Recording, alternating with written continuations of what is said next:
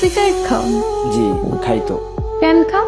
কেন খাই সেটা তো মুখে বলে প্রকাশ করতে পারবো না, তবে আমার একটা নির্ঘুম রাত যদি আপনার হাতে তুলে দিতে পারতাম তাহলে হয়তো আপনি বুঝতেন কেন আমি সিগারেট খাই।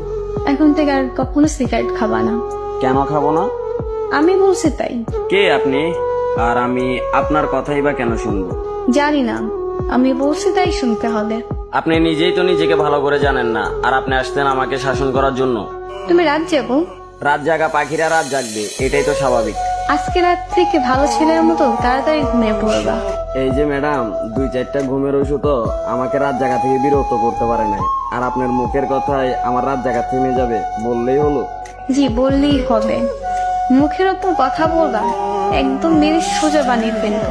আপনার কথা শুনে মনে হলো আমি একটা খেলার পুতুল, যেরকম নাচাবেন সেরকমই নাচবো। এত অবসর কেন তুমি?